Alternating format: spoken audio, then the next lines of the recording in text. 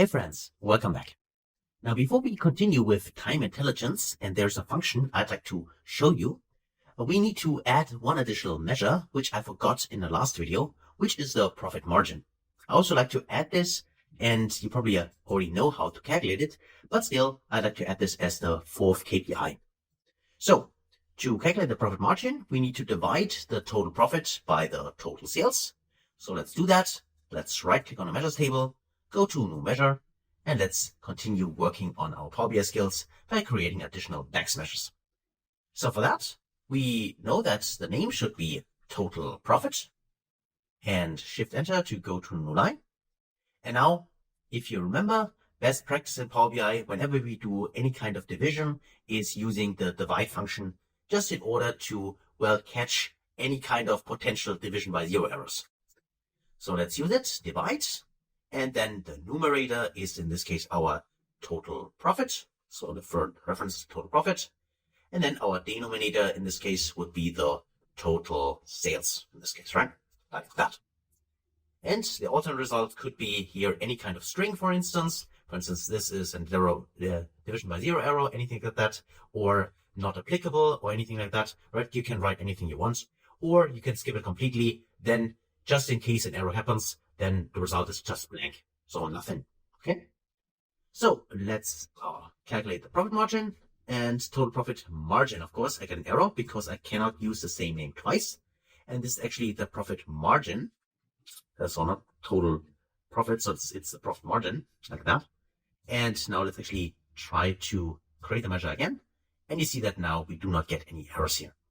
So also a good point here is you can only give the name once. So it's not like that the name automatically gets one attached to it if you duplicate it, anything like that.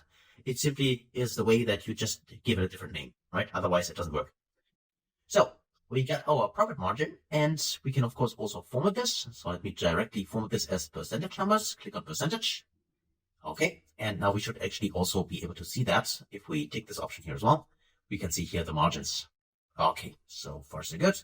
And we can see obviously the profit margin here was best for financial year 2022 in this case. Okay, so now we have that.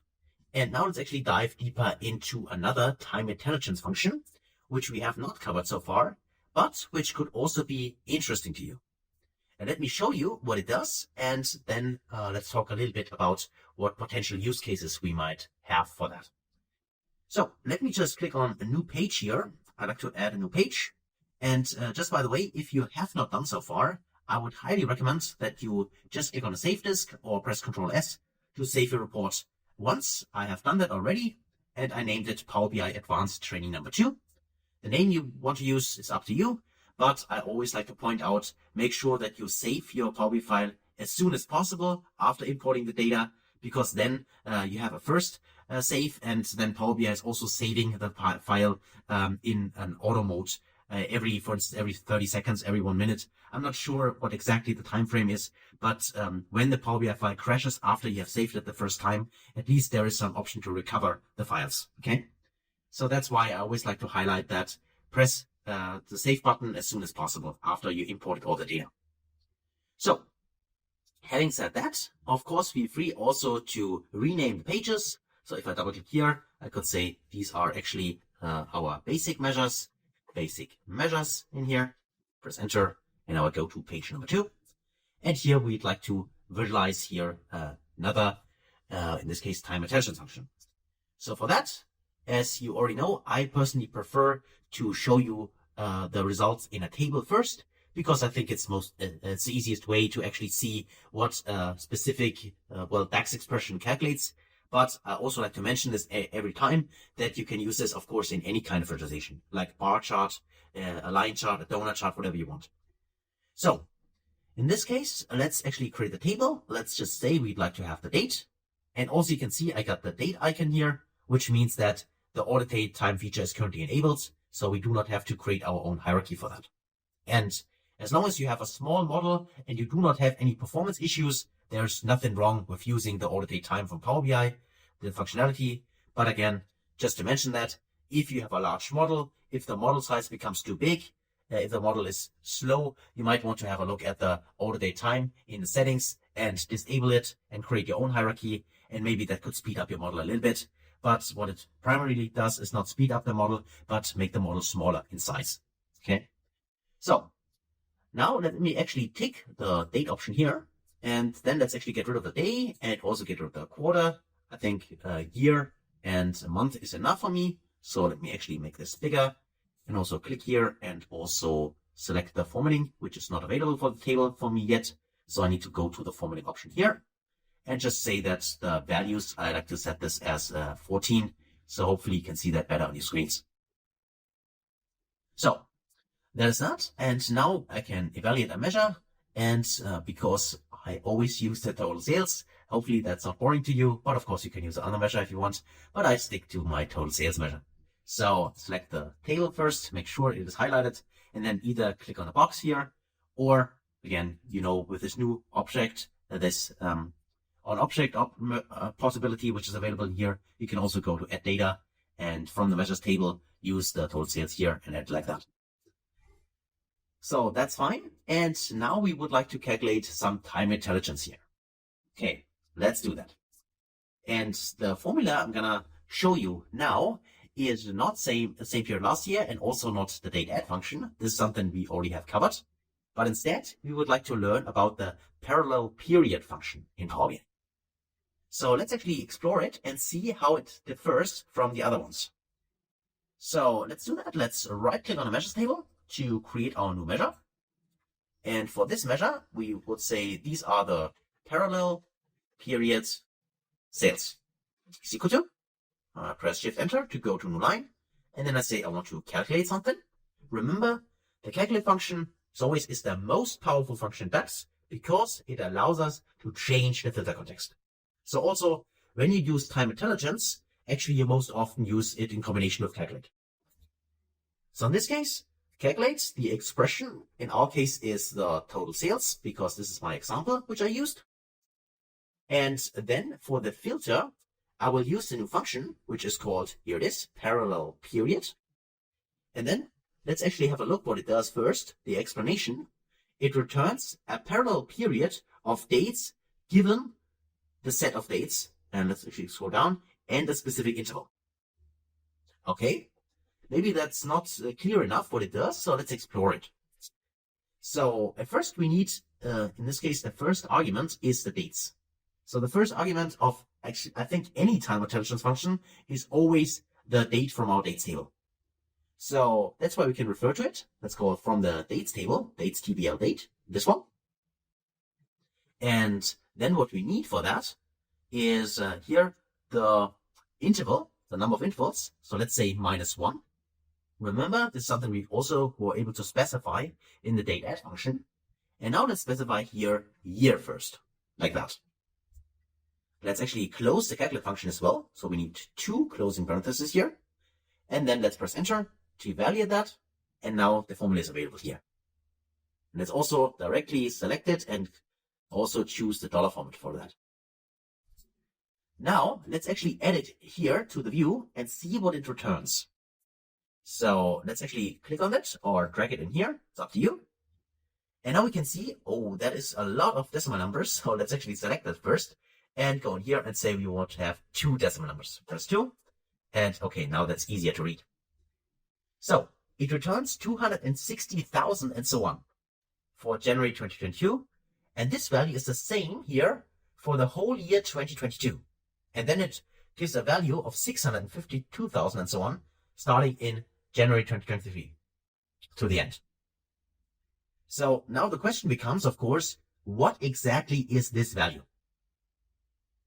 Now, the answer for this can be found if we go back to page number 1. And here's the table. And let me just Control-C to copy this table.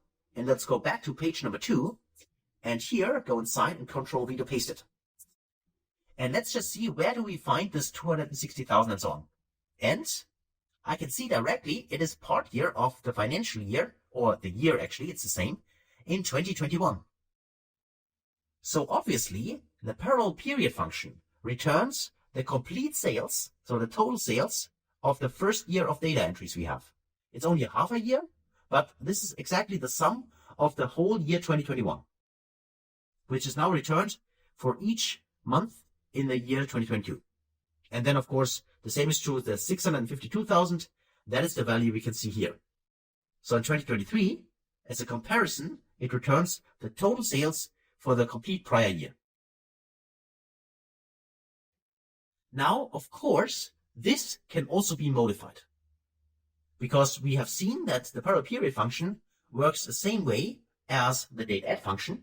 It requires two arguments. At first, the interval and also this year period. So in this case, comma, and the number of intervals could be -1, right? And the interval here could also be month, quarter, year, and so on.